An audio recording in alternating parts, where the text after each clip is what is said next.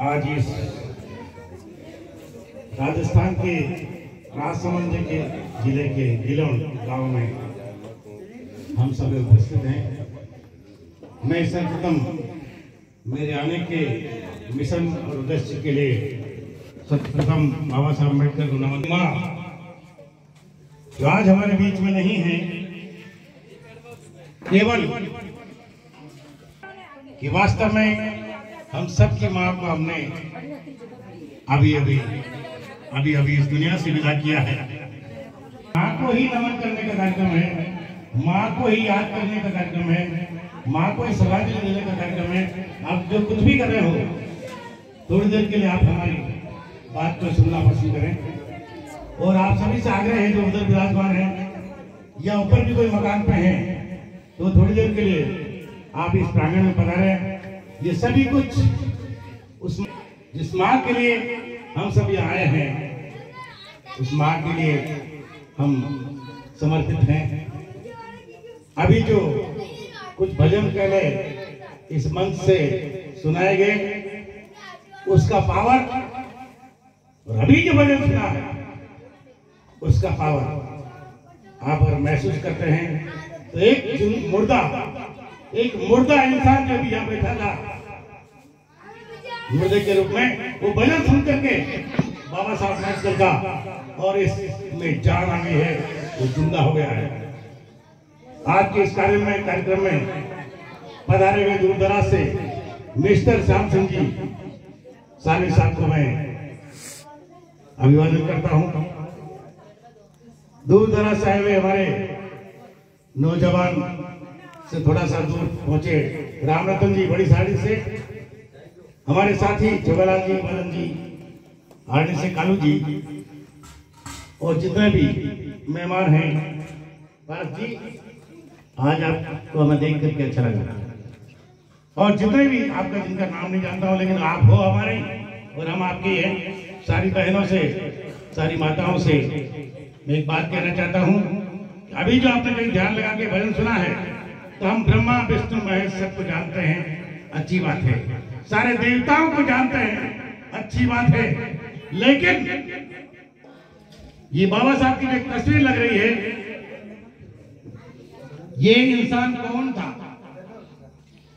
मैं राजस्थान सरकार का एक बड़ा सरकारी अधिकारी भी हूं, और इससे पहले मैं आप सभी का हूं परिचय करना चाहता हूं।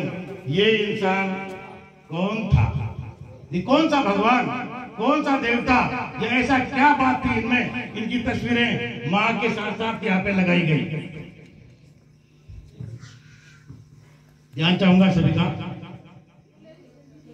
एक बालक तुलसीराम जी, एक बालक श्याम सिंह जी, एक बालक ये मदन जी, एक जवाहरलाल जी, एक कालू जी, और आप सबका नाम नहीं जानता हूं, लेकिन हम सब एक बालक।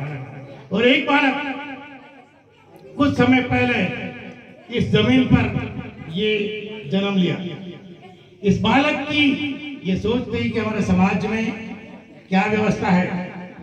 आज जो हम गाड़ियों में बैठ के आए हैं, आज जो आप इस कुर्सियों पे बैठे हैं, आज जो मोबाइल हाथ में रखते हैं, आज जो इतना बढ़िया पकवान बना के खाते हैं, इतना बढ़िया जमीन जायदाद में जीते हैं, आज अपने बच्चों को पढ़ा रहे हैं, लिखा रहे हैं, ये कुछ ही समय पहले नहीं था।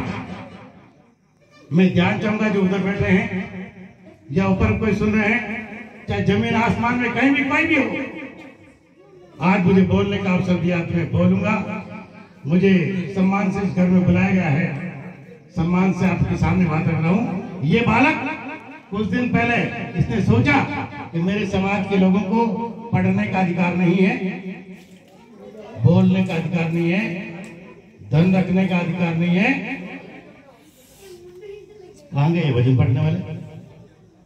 अच्छा, इधर आया। वाह, मैं थैंक यू बोलता हूँ, और भाग्य आपके लिए बात रखा है।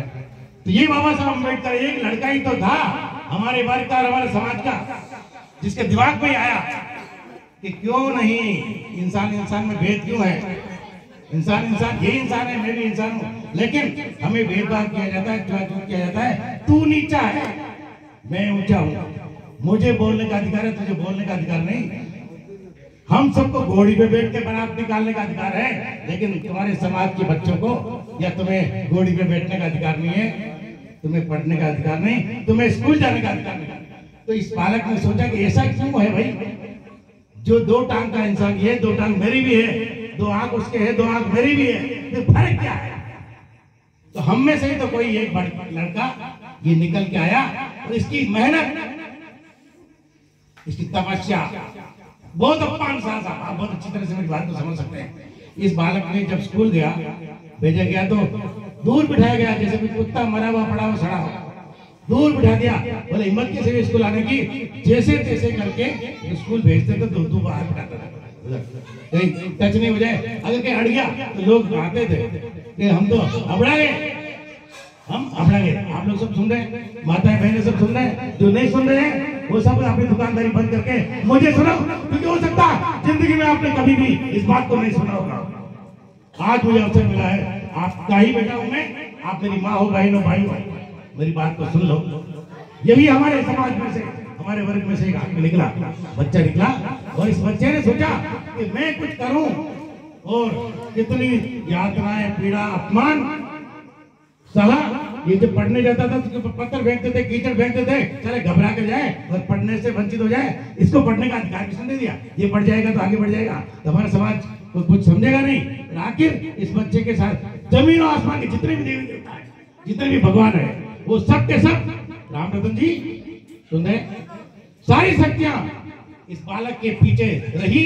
और मेरे जैसा होता था, एक झटके में आप मुझे कहते ना ऐसी तैसी, यार समाज वाले अपमान कर रहे हैं, कुछ करने नहीं, या कोई दूसरे वाले अपमान कर रहे हैं, मुझे आगे बढ़ने नहीं। लेकिन कितना ही अपमान हुआ, लेकिन उस अपमान को सहते सहते सहते सहते सहते ये आदमी, ये बालक, पहला लड़का जो स्कूल गया, आप ये समझिए कि मेरा बेटा है, मेरे घर का, मेरा भाई। मैं कहता हूं मेरा दादाजी है, ये मेरे सगे दादाजी है, जिनकी वजह से आज माइक पकड़ के बोल रहा हूं, पढ़ लिख करके मैं अधिकारी हूं, आपका ही हूं। ये ताकत कहां से आई मुझे? किसी ब्रह्मा विष्णु महेश ने नहीं दी, किसी देव देवता ने नहीं दी। इस महाराज, इस परमात्मा की वजह से मेरे में आवाज है, ये बोलने की क्षमता है। मैं आप सबसे ये बात इसलिए कह रहा हूं कि आपने सब कुछ जानते हैं, सबको पहचानते हैं, लेकिन इनको पहचान लो। यही है हमारे बोलने की क्षमता देने वाला, हमारे प्राणों में हिम्मत देने वाला, हमें जिंदा रखने वाला। बाकी एक जमाना था जब कुत्ते की तो इज्जत थी, लेकिन हमारी इज्जत नहीं थी। इस वक्त चाहे इस गांव में कोई भी हो, राजा महाराजा कोई भी हो, मेरी बात को सुन करके बड़े बात कर सकते मुझसे कि वास्तव में हालात थे। यही एक इंसान था, इनके साथ में एक टीम थी, इनके साथ में भी एक टीम थी। जैसे तुलसीराम जी के साथ में हम टीम हैं, जैसे तुलसीराम जी के साथ में श्याम सिंह जी है, जैसे तुलसीराम जी के साथ में कालू जी है, जोगालाल जी है। मैं आदरणीय मेरे साथ में आए पुण्य से भैरवलाल जी का भी सम्मान करता हूं। तो ऐसी टीम भी साथ देने वाली मिली, और टीम मिल करके बाबा साहब को बढ़ाते बढ़ाते ऐसा बढ़ाया कि भारत में इनसे पढ़ा लिखा आदमी, जो एक ही लड़का जा ही नहीं सकता स्कूल, वो लड़का चढ़ करके दुनिया का सबसे ज्यादा पढ़ा लिखा बना। और मतलब पढ़ा लिखा बन करके घर में नहीं बैठा रहा, अपने बंगले कोठे नहीं बनाया, अपने बच्चों को मालामाल नहीं किया, बच्चे मरते रहे, कभी बच्चों को देखा भी नहीं। वो पढ़ करके सोचा मैं पढ़ लिख करके इस मेरे समाज की जो सड़ी गली व्यवस्था है, सुगली व्यवस्था है, उसको मैं बदलना